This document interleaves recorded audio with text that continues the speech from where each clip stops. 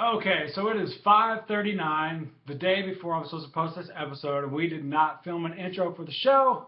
So today we're going to be talking about how strong you need to be to make it to regionals.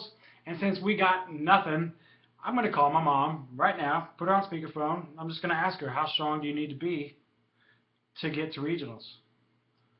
I don't think my mom even knows what CrossFit is, so let's see. Hey, you there? Yeah, I'm here.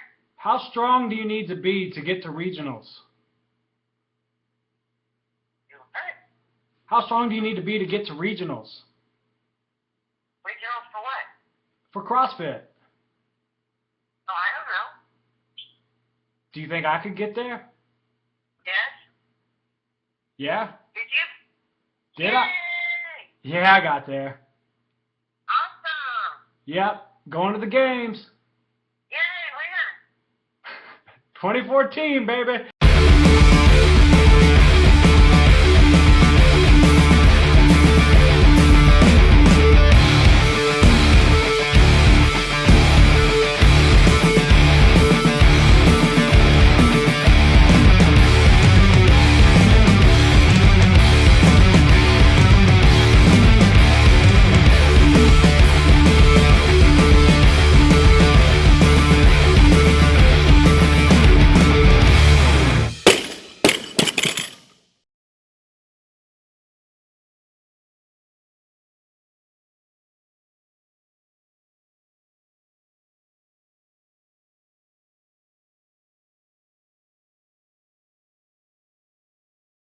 Give him a shaka.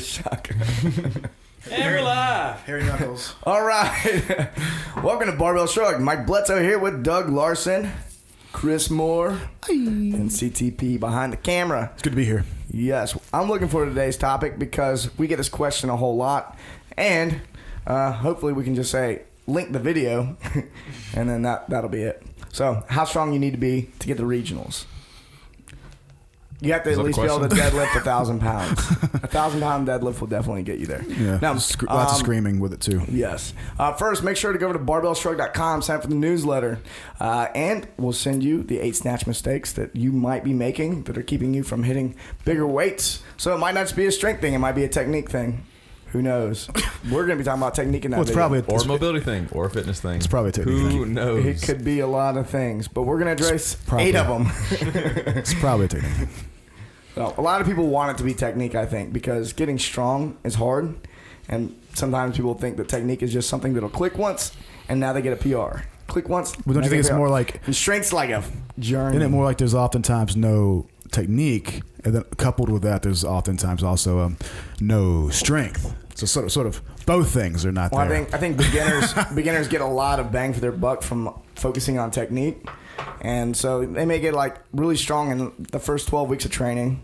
You know, some like nervous system adaptations come really quick. Just getting organized. Yeah, and then moving better just generally, and then they are working on snatch, and then they start seeing big numbers, not big numbers, but start hitting PRs real frequently. But it's based more on their technique than strength, and then when that stops, then the bummer comes because now you actually have to get stronger. You did a weightlifting presentation one time where you were talking about the balance between strength, mobility, and technique, and really that's like the magic triad for weightlifting. The magic triad for weightlifting is strength, technique, and mobility. If you don't have either one of those, then It's not gonna work. Then you're never going to get to where you could be if you had all 3 of those things handled. Yeah, I think especially with the mobility thing, that's the thing that people hate to hear the most. I'm like, what do I need to do? They take this video of the snatch and they go, what can I improve?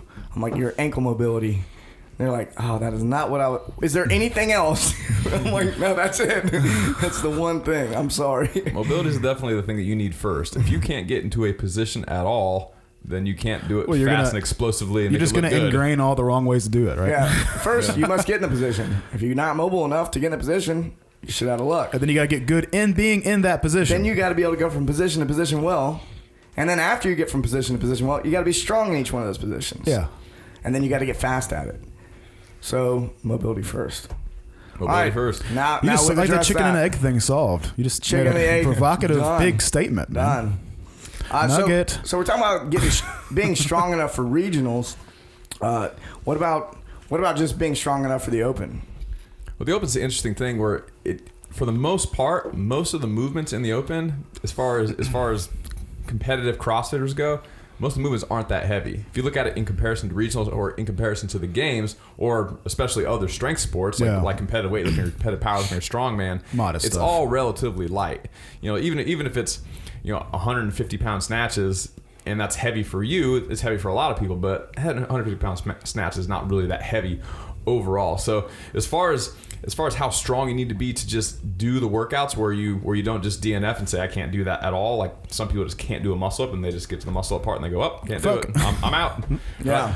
But you need to have some requisite amount of strength, but overall the amount of strength that you need just to compete in the open isn't that high. But if you want to do well enough to go to regionals, then that's a whole different story, because all the regionals competitors nowadays are viciously strong and in very good shape, and it's very competitive. Kind of a good point about that. If you can execute all those things and do well in the open, and you're not very strong, good for you. But there's also the thing: by the time you get to the point in the cycle when things get heavy, you're getting pretty worn out by that point now, because everything is such a high percentage of your strength level anyway. Yeah, people will say you don't have to be that strong to do well in the open. I mean, everyone that does, people that are in the open, by the time shit happen to be pretty strong when they're at regionals. By the time shit starts getting hard, you are exhausted, and now everybody's now starting to try, and now you're not going to win. Right. So while it's true what I just said, you don't have to be that strong just to participate. Yeah, if you want to do well and go to regionals, you definitely have to be very strong. So strength is your foundation for pretty much all movement. You got to be strong enough to move it all. It's all a strength thing, just to be able to move in any movement pattern. To pick up pencils. Yeah, you have to have a requisite amount of strength to pick up a number 2 pencil. So you're doing all right if you're a sentient human being. That's a strength thing. Picking up a pencil is a strength thing. It's not a cardio thing, which is why they train old people for strength, because most old people aren't strong enough to do anything that's cardiovascular and we know taxing. There were cardio fiends in the past anyway. Well, Dr. Gapman's got that evidence on strength and basically being alive longer, right? Fuck. I mean, it's as simple as that. Yeah, leg strength's like one of the number one things that influences your mortality. It was the number one predictor of like having good heart health. Was leg strength above like any type of blood draws you could do. If you're a 50-year-old man and you're squatting like your body weight for 10, no problem. You got no worries about your capacities. You're doing all right. So the fallacy is that people think that since the open is mostly light movements and that's mostly a muscular endurance thing, they don't focus on strength as much as they probably should. So what the research basically says on this, and I talked about this in one of our launch videos for the Road to Regionals program. I think it was launch video 2 if you want to go look at that video. I'm not sure what the link is anymore, actually.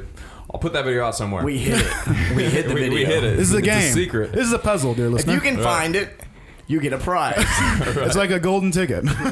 Right. So when you think about endurance, you tend to think about, or muscular endurance, you tend to think about lots of repetitions. But if you think about doing, we'll say, a squat with 315, well, if you can do 5 reps with that, and then you train really hard, you get stronger or whatever, and now you can do 8 reps with that, your strength endurance, your muscular endurance with that weight has improved. What the research basically shows is that unless something is less than about 40% of your max, then doing repetitions and practicing with that weight isn't going to help you, and isn't going to help you as much rather as simply getting stronger. So here, as an example, if I can squat 300 pounds, and 40% of 300 pounds, you see me thinking, is 120. Good job. Basically, pressure. Man, I know. Mike and I are getting clammy hands. Fuck, don't ask us what it is. iPhone, hit pause on the recording. Right. So if in a competition, now you have to do squats with 225 pounds, it's going to be better and more beneficial for you to simply try to increase your 1 rep max and make 225 a lesser percentage of your 1 rep max, and that's what's going to probably improve your muscular endurance the most at that weight.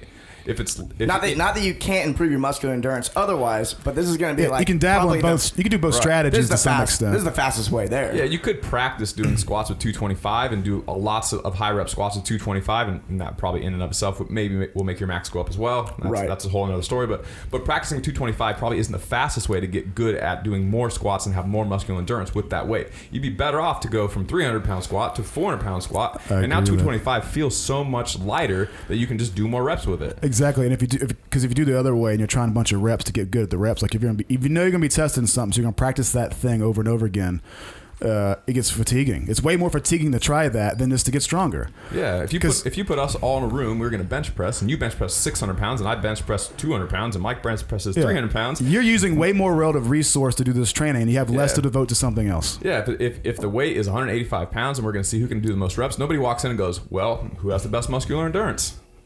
Well, obviously Doug has the best muscular endurance, so he's going to win. They're going to go, no, who's the strongest? Chris is the strongest, so he's going to be able to rock out 185 pounds for 50 reps, and I'm going to be able to do 4. Right? Probably, because I'm so sexy. God. I know. Look at his chest. So muscular endurance isn't always a muscular endurance thing. If it's a high percentage of your 1 rep max, then it's more of a relative strength thing. So if that weight rather is just the bar and it's 45 pounds, and now it's 300-pound bench versus a 600-pound bench, well, it doesn't really matter so much because it's so light that now true muscular endurance has a better role, and max strength doesn't matter quite as much. And anybody who's like, I did more weight or more reps with an empty bar than you, asshole, like, really? Is that what you're bragging about? This is what you're bragging about right here, man? So if you went from 600 to 620 on your bench, it probably wouldn't necessarily make you do more reps at a 45-pound barbell for reps. You'd be better off practicing and improving your muscular endurance with that weight, or with a similar weight. It's under 40%. Right, because it's less than 40% of your max. So the 40% isn't a magical number either. It's just around there. Yeah, that looks about right where you need to think. It's gonna be varied from person to person. I know when I looked at a lot of studies on like force, power, and speed, and all this stuff, it was like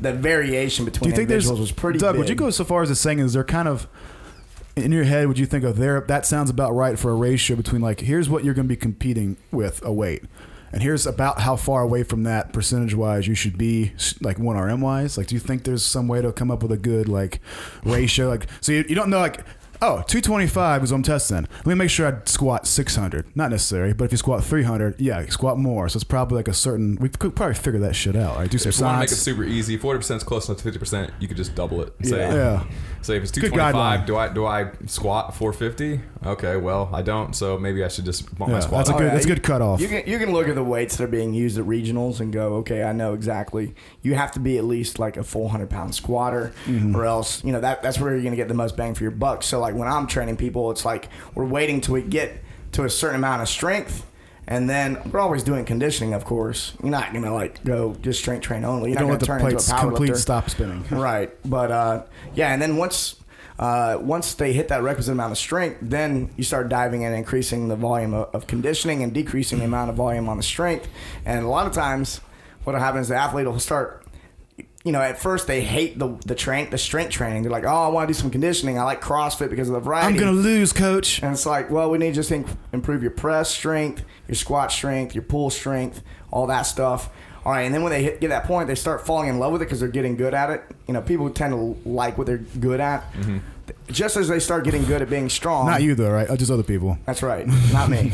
Just as they start getting good at being strong, it's like, all right, we're going to shift gears. And then, like, they're almost sad again. So it's like you got to manage athletes. And they're like, oh, I was really liking the weightlifting. I was like, yeah, but the goal's like the open, right? And they're like, oh, yeah. Does that jive with your point where you're saying how if you have somebody who hasn't quite met that requisite benchmark, like about 400 or whatever it is for a female competitor, until they get there, you're not even ever going to de-emphasize the strength work, right?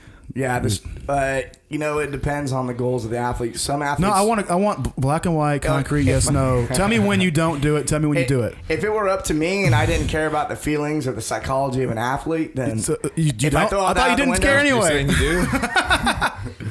I care. No, I mean, yeah, you don't ever de-emphasize strength until you get there. If the goal is because people probably assume that because if people are trying to apply a loose periodization model to this, that's sort of inverted because they're not trying to lead up to 1RMs, but they're trying to build it on the back end and lead into conditioning. They're going to go, well, I've worked on this all winter. This is as good as it's going to get, right? Now I got to shift into this thing, which is more reps. So people are probably automatically doing that shift, thinking they're doing what they need to be doing. Yeah, I mean, follow a blog program. That's probably what's happening. Yeah, that's probably what you're getting. Like on an annual basis. So you're wasting most of the year not getting what you need to get out of your training, really. Yeah, you get what you pay for, I guess. Value. So we keep talking about strength, but size and how big you physically are plays into this too. If you're 145 pounds, but you happen to be freaky strong, still getting bigger and being around the average size of a regionals competitor will help you, because doing a 500-pound deadlift at 150 pounds, even if you can do it, is much more taxing on your body at a big and on your price. system than doing a 500-pound deadlift if you weigh 210. Oh yeah, So- I mean you can watch guys that have big deadlifts go up next, right next to a big guy, and they're going rep for rep. You can just tell the smaller guys. Same with anything falling where to pieces. Same with anything like a sled or any of that where it's been contested, and you may be strong as fuck, but if you're just not physically big, like pushing that prowler on a rubber surface, if you're not just a big person, is really not going to be a good time at all for you. No. You're gonna learn the lessons of physics real. You're gonna get the lesson you teach everybody else, all the fat asses. The lessons you teach all the fat asses when you're doing your kip and butterfly pull-ups and shit is what you get taught when you put your hands on that big prowler. Yeah. That's beautiful No poetic doubt. justice, really. So how big do people need to expect to be? Should we go on break and then tell them? Man. Teaser? Yeah. Ha! Oh yeah, we playing that. Gotcha. All right, guys. When we come back, we'll tell you how big you probably need to be. How big are you? How big and how strong. That's right. We'll give you very specific Big and numbers. strong. Welcome back to Technique Wad. My name is Doug Larson with the Barbell Shrugged podcast. Today we're going to talk about glute ham raises, which are a popular assistance movement, especially in the powerlifting world. CrossFitters are kind of slowly picking it up. So what it looks like is it looks just like this. I'm going to put myself on a GHD machine. I want to be able to be all the way at the top just like this. Maybe if you're just starting off, you can start a little bit lower like this. You're going to come all the way down, bend at the hip, and then fire back up and pull yourself up just like that. Okay. So for the most part, this is a hip extension followed by a knee, hip extension followed by a knee flexion. Very similar. If you look at it one more time, I bend at the hip, I extend the hip, and then I flex the knee like that. If you look at kind of what that looks like, so if I'm running, I extend the hip, and then I flex the knee, and I come back through. So it's very similar to running, actually. Not the exact same thing, but similar. Hip extension followed by knee flexion. And the most notable part about the movement is that you get a very strong hamstring contraction that actually flexes the knee rather than something like an RDL, where I'm using my hamstrings to specifically extend the hip. Excuse me. To extend the hip, I'm using my hamstrings to flex my knee. So that doesn't happen very often, really in a lot of sports, and it doesn't happen very often in CrossFit. A good example from kind of my side of the world, something like jiu-jitsu. If I'm on my back, I'm always pulling with my legs and I'm contracting my hamstrings specifically to flex my knee. This is a great movement for guys that do grappling type sports. So your progression for it looks like this. What I like to do with people is first kind of let them come out. They can put their hands right here. They always feel like they're going to fall off the thing. And I just teach them how to do just a full hip extension. Some people call these back extensions or hyper extensions or whatever you want to call them. I don't want to hyperextend. I want to stay neutral, ribs down, butt squeeze, so I'm nice and straight. From there, from this position, my hip won't move anymore. I don't want to hyperextend my back. I just want to start moving my knees. I'm only bending at the knee. I'm going to come up just like this. Okay? Bending at my knee, butt squeeze the whole time, ribs down. So it look like this in slow motion. I'm coming down, knee is straightening, come to here, pop up, ribs stay down, butt squeeze. I never want to hyperextend on the way up. Okay? So a lot of people go like this. They'll come down and they'll hyperextend, which kind of shortens this lever arm and makes it feel lighter. It makes it so I don't have to use my glutes. They hyperextend, they come down to here, they round their back only just like this, and then they come back up and they hyperextend again, and then they bend their butt like this and they come up kind of like that. So you don't want to do that. It's a terrible technique.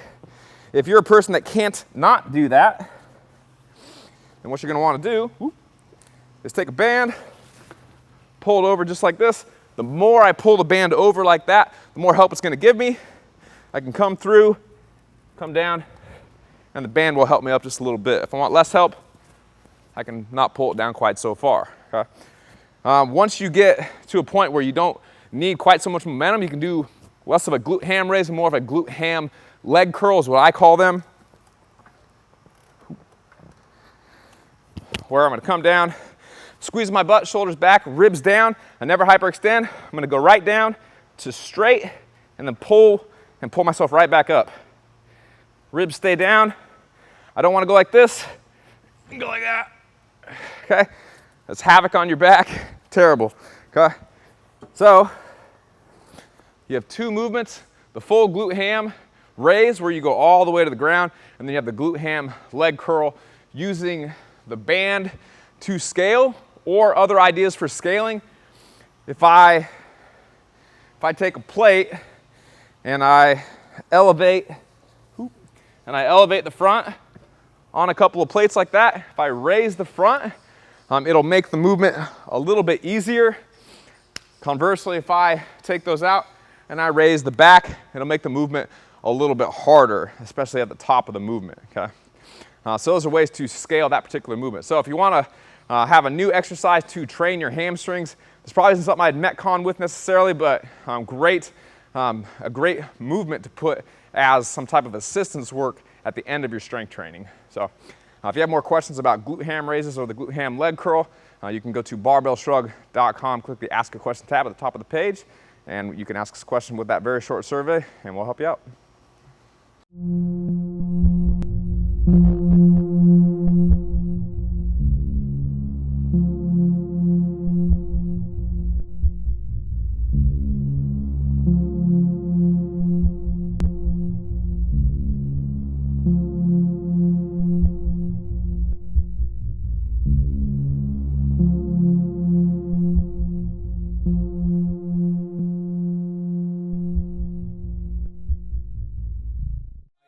It's the middle one.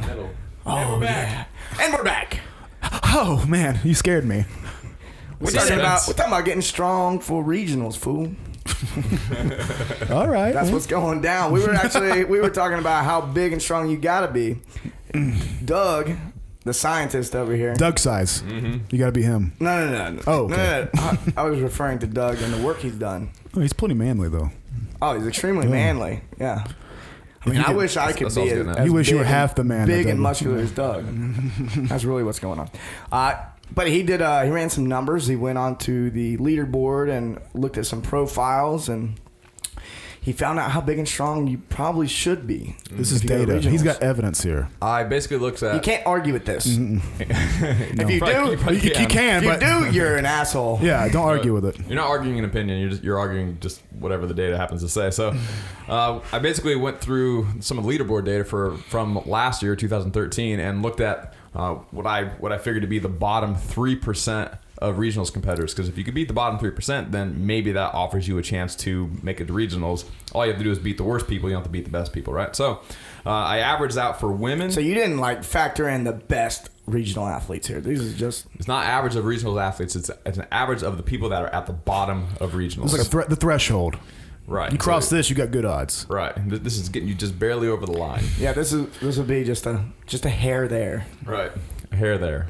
Whatever that means. I want to say something else, and then I was like, that's not appropriate. Okay. All right, for good ladies, decision. for ladies, the average height for the bottom 3% was 5'6", and they weighed 140 pounds. Sexy. So what if they're not tall enough? What do we do then? We give them stilts? Stilts. Maybe High heels heel for shoes. the ladies. It's the ratio. Stilettos. I think it's the Minimal ratio. shoes aren't working. We need some high heel Stilettos. CrossFit shoes. It's the ratio he's telling you Listen about. to Reebok. Reebok, make those CrossFit That's right. stiletto shoes. All right, so for They'll do it. strength for the ladies, the average clean and jerk for the bottom 3% was 169 pounds.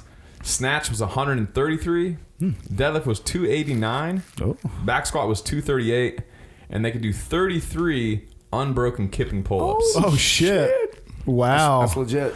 Ladies, That's you a guys are lot. killing it. Damn. I don't think I could do that many right now. Good strength numbers too, actually.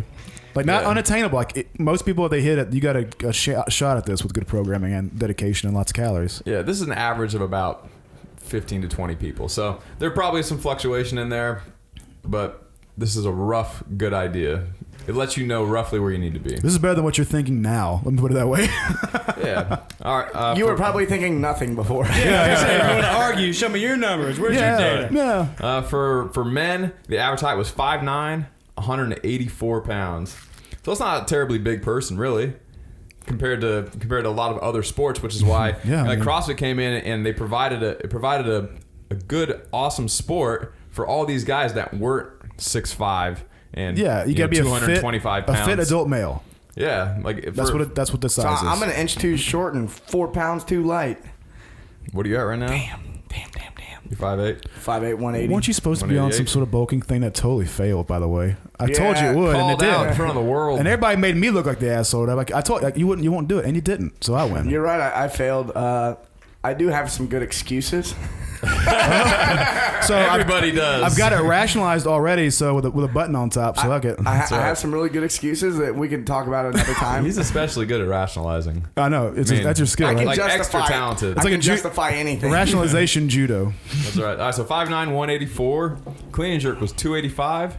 Snatch of 228. A deadlift of 465. Yeah. Back squat of 400. And 55 unbroken kipping pull-ups. Oh man. Which is a lot of kipping pull-ups. 55. Wow. I mean, if I dude. can hang on to the bar long enough that it would take someone to do 55 pull-ups.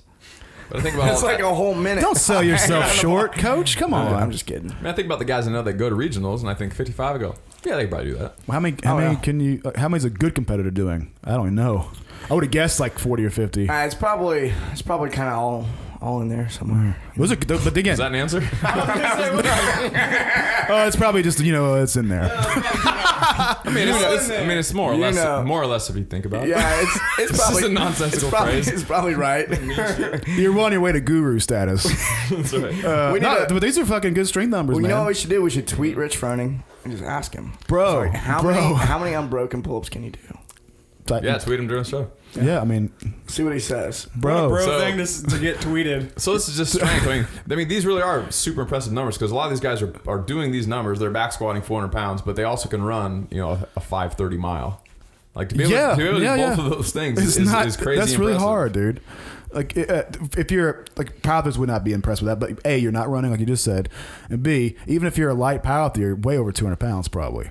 So it's just 400 pounds for somebody who's 180 pounds is a big deal. And doing it oftentimes, they're doing that way more than just 400 or one time. I mean, this is a series of lifts, and they're doing all this running and shit. It's really impressive. It's hard to manage all that. All right, so leading up to the Open, leading up to regionals, how can you get to these numbers? Like, what's your training program need to look like? A lot of people know what CrossFit training programs look like, and they follow a blog program, and they go to the gym, and they Metcon a lot and whatnot. But to get this strong, you can't just Metcon all the time. So what kind of structure do they need to have for their strength program year round?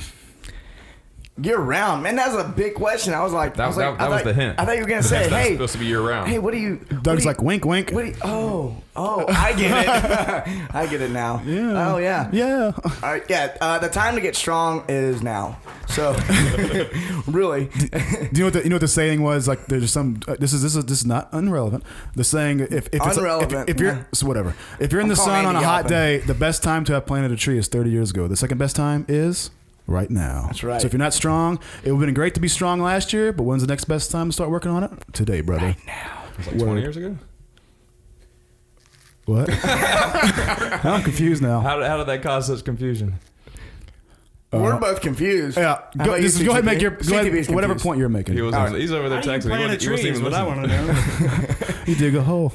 All right, so yeah, the best time is now, obviously. But what I would recommend for a lot of people, if the Open is within a few months away, getting stronger now could definitely benefit you. But more than likely, I wouldn't exactly push somebody that direction. I'm thinking like right after the Open, that's the time to really focus on your strength, or right now. And I think a big mistake people make is they think the strength comes quicker than it does.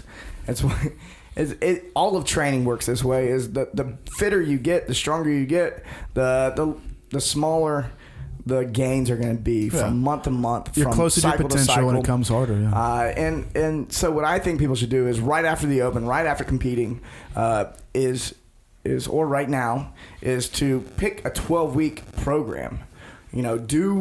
Do a 12-week strength program, whether it's something you find online or whether it's a coach that's giving it to you, and figure out how you can make that work with some CrossFit conditioning. You obviously don't want to remove all your conditioning, but you want the bulk of your volume. You need to preserve the conditioning. emphasis to be on strength. I mean, you should be strength training probably 4 days a week, squatting a couple days a week. I would reinforce the point. Be very careful not to just go mixing yourself. Have guidance about whether the strength work you're doing is pairing well with the other things you're trying to preserve. That's why it's always good to have one person writing all the programming instead of taking this guy's strength program. Don't do that. And then stacking with that. It's not always a terrible thing. You'll get cancer.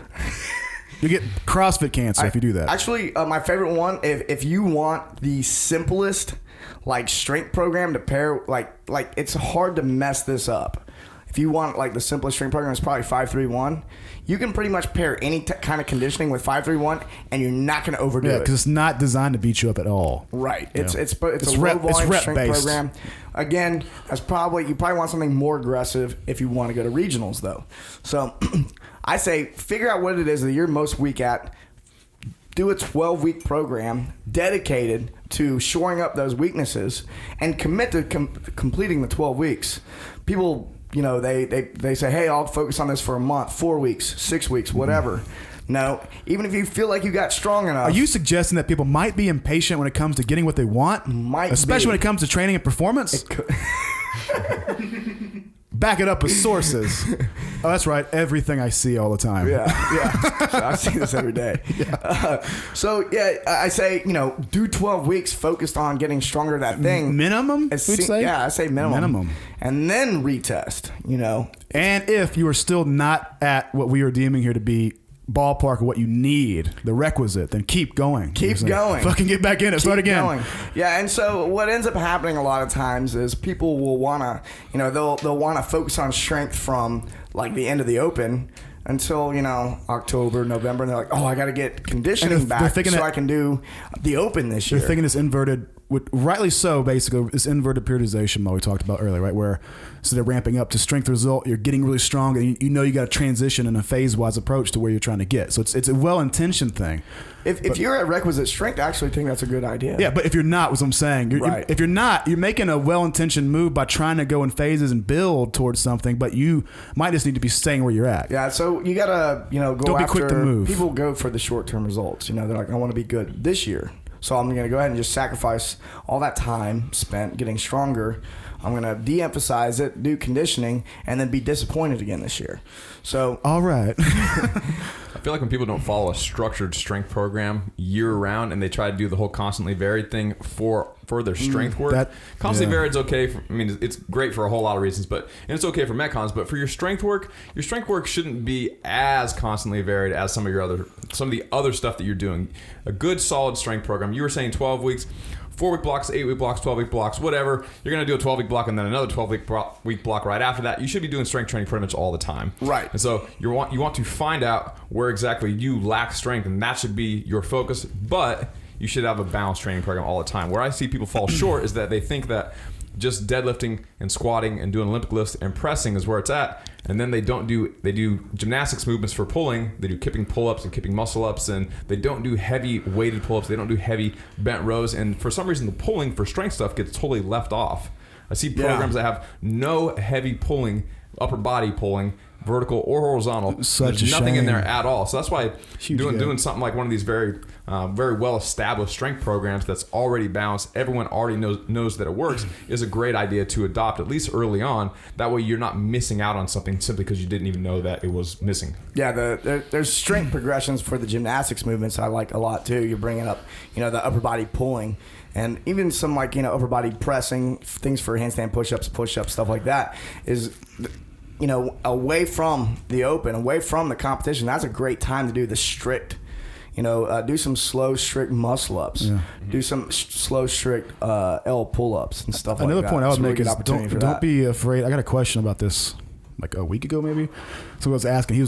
He understood strength was terribly important. He watched a lot of the shows we talk about it. And he knew, he's like, look, I know I deadlift like 300. I know I need to deadlift like 4 minimum. And he said, I snatch, I don't know what it was, maybe like 150. I know I've got to get to like 250 or whatever. He understood what was the deficit. And he showed me, he's like, what do you think of this thing I'm going to try? And it was well-intentioned, but it looked like a mix of just everything he could think to do. So it was like clearly a powerlifting component. There was lots of like powerlifting assistance work after the powerlifting component, like you'd usually see. Mixed in, there was like a Metcon here and there. And you can see where he had thought like, well, I got to do my Olympic lifts because I got to get better. So there's like 2 days a week where one was snatch, one was clean and jerk. But it's a big stew of all the main strength elements you can do. And it looked like, I told him, like, look, if you're where you need to be, this is probably okay. But if you need to add 100 fucking pounds to your snatch and you're not necessarily new to the snatch, then you need a intense espresso shot of focused, really resource intensive fucking snatch work, man. That means like I think you should do snatching just about every fucking day. Yeah, it should be maybe some type of variation. You should be doing snatch pulls. Yeah, you know, snatch pulls from a so deficit. get with a coach, but you gotta understand like this. You have to work Behind the neck presses. Like doing a deadlift is not gonna getting 100 pounds on your deadlift is not gonna fix a snatch problem. You know, no, it's not going to do it. I know a lot of 500-pound deadlifters. I know a lot of powerlifters want to to think that's the truth, and God damn it, it's not the truth. It's not. It doesn't work. Yeah, if it were only that easy. Yeah, but going back to what Doug was saying with the talking about like you should always have a strength program, and you know, kind of what I was talking about is let the strength program be the emphasis, the main amount of volume. Yeah. The most. I get you. The main component, I'm trying to think of how to talk. of your program. Get your coach. Yeah, the majority of your volume, your training volume, should be strength. Now, once you reach those requisite numbers, it doesn't mean you're going to stop getting stronger. It just means like, hey, let's move. You know, maybe 60% of our training from being strength. Let's move that down to 30%. You can de-emphasize it. And then what we'll do is we'll go, okay, conditioning's now going to take up maybe more like 70% of our volume, and we're going to ease back on the strength. Ease up on the conditioning. And then more variation can be done with the strength too then. Yes, I would absolutely. say. That's when you can have, you're at liberties to have more fun and do what you see high level guys doing. And that's the time. And it's funny because, I see guys that are doing their strength training twice a week and they've got like 12 conditioning sessions in. Yeah. You know, these are guys that definitely, they've reached requisite strength a long time ago. If you see Matt Chan doing that or something, you realize that he's strong as shit. Then he tried this. Okay, that's a big point. So now they're doing this stuff, and then they're still hitting PRs on their strength numbers. And usually, what you're seeing is they're going for a new 1 rep max. They're like, oh, find a 1 rep max. They don't do this every week. It's like every 12 weeks. It's like, oh, why don't we let's max out on back squat and just see what happens. You know, that's something that happens like every 12 weeks. It's not something that they're like. It's not something they're not hitting PRs every week. That's why you can't mimic. You got to be so careful when it comes to mimicking what anybody's doing. You got to be very careful in understanding why somebody's doing what they're doing. And if you ask them and they can't really communicate it, then you especially shouldn't try to do what they're doing. If you can't get a well-reasoned, well-intentioned response, like, here's why I'm doing this. Oh, it makes sense. Good. Thank you. They should be able to do that. Yeah, we talked a little bit on the last episode that we recorded about the answer is always it depends. So we're giving all this advice about getting bigger and getting stronger and all that. But a good example that we discussed before the show is like if Chris Moore, as a 300-pound former powerlifter who has squatted 900 and benched 600 and he's been super strong for 10 or 15 or 20 years now, for you to focus on strength is losing battle. You're never going to be good at CrossFit by trying to get just a little bit stronger. Yeah, you have foolish. other priorities. You have and by other the way, things I that you am need to entering. work on. I'm announcing now. I am entering. No, I'm not going to say that. Go ahead. I'm entering. Oh, not the open. Something else. I'll find something to repeat. I'll find something to enter. Wink, wink. Yeah. So focusing on cardio, muscular endurance, and Metcon fitness as opposed to strength is a much better idea for a guy with your background and your experience than focusing on strength and gaining muscle mass, because you don't need to be any bigger. You don't need to be. You're not trying to gain weight to get to 185 pounds. You're fucking 300 pounds. I'm a sexy, like I said, I'm sexy and fat Matt Damon, really. But what would I actually do? I think, I've got to work a lot with some good gymnastics guys. Like bring Carl in, pay him any ransom he wants. Like, Carl, how do I get off the ground and stay off the ground for long enough not to be a total asshole in this competition? Like, how do I get good at moving my body? I would peel back. I'd eat a lot less, peel back some tissue, be a lot smarter with the timing of my carbohydrates. That gets really important. Movement quality and learning to get comfortable with myself. I would probably squat once every 2 weeks and be totally maintenance mode for that. Because I'll put all my resource, everything I had to give to it towards the things that I have no capacity in. Yeah, you can build with one heavy triple, call it good, and move on to something else. Yeah, I know it's extreme. It's extreme example, gymnastics. but I realize a lot of people listening to this are probably somewhere in the middle where it's like, either you really enjoy strength and you put a little bit too much into that, or you really know you don't like to be strong. You know you have a weakness there and you're ashamed almost to try to tackle it and give it the time it needs. Like, that's where you probably are. Very few people are fucking like dead on perfect right now. You're probably just a little over. You got to know it's okay to de-emphasize or really put your weight behind that effort. And really let some other things just be not what you're worried about for a while. People tend to make big swings. And a lot of it has to do with like what gym you came from or what coach you were following or whatever. Some guys have like this big endurance background, and so, but it's usually like strong guys that come to the guy with the endurance background that end up with really great benefits. And then you have like a lot of people with this big conditioning background. They start working with a strength coach, and all of a sudden like things just start clicking. They pair the experience with the new experience. Yeah, showing up that weakness is the biggest part. Like if you have a big strength deficit and you get stronger, well now you're even keel across the board. You don't have any big glaring weaknesses. That's such a good point, dude. Because like, yeah, another thing, like I would try to surround myself with guys who they were really good at moving. Yeah, and they were really good at the things like they're good movement places to train and just get used to being around that all the time. What do you guys think? You think it's harder to? Does it take longer to get strong enough, or does it take longer to get conditioned? Strong enough, Jesus. I think strong enough too. I think getting strong enough to be competitive in CrossFit.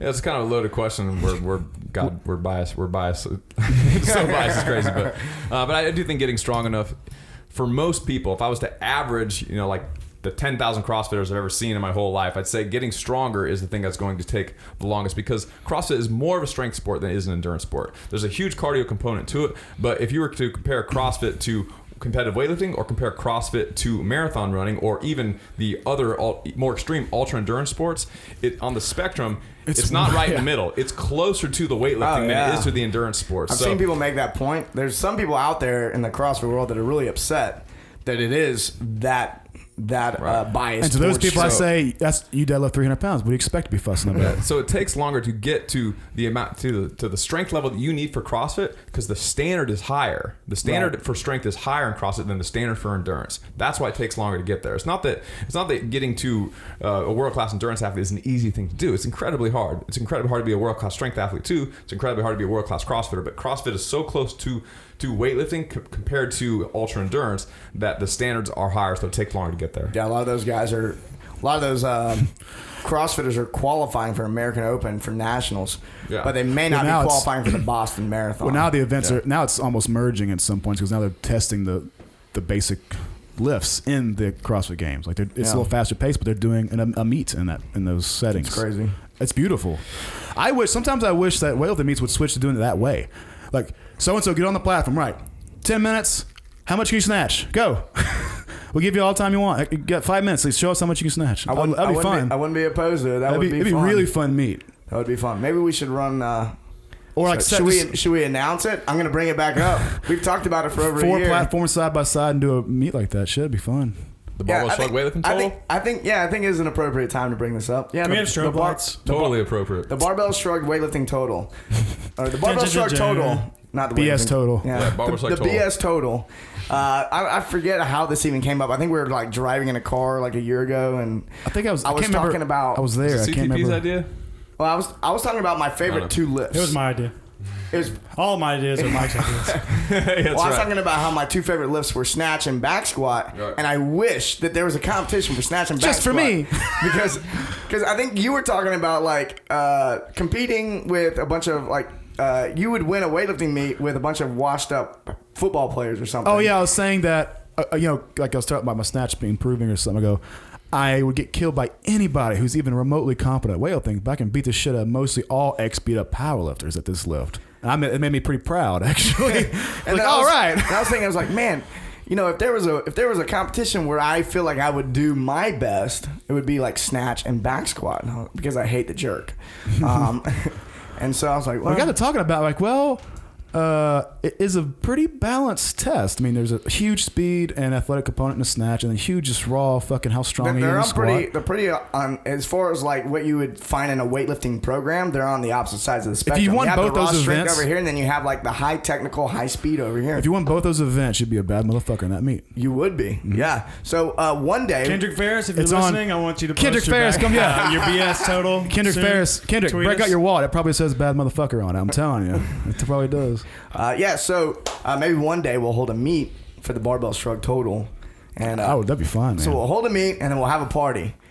To be determined. Let's mix them. Let's have like a smoke machine and strobe lights during the smoke meet. Machine. Like, what kind of smoke? Oh yeah, like a decoration smoke machine. I was like, oh, that'd be an interesting meet, man. All right, guys. With that, we're gonna sign off. Make sure. You check out Chris Moore's new book, Way Past Strong. It's gonna be good. You go to barbellshrug.com, sign up for the newsletter, find out how to improve that snatch. What? Thanks, guys. Well, that was a really fun one. Fuck, it's hot in here. It is. I'm sweating. It's like 75 degrees outside. That's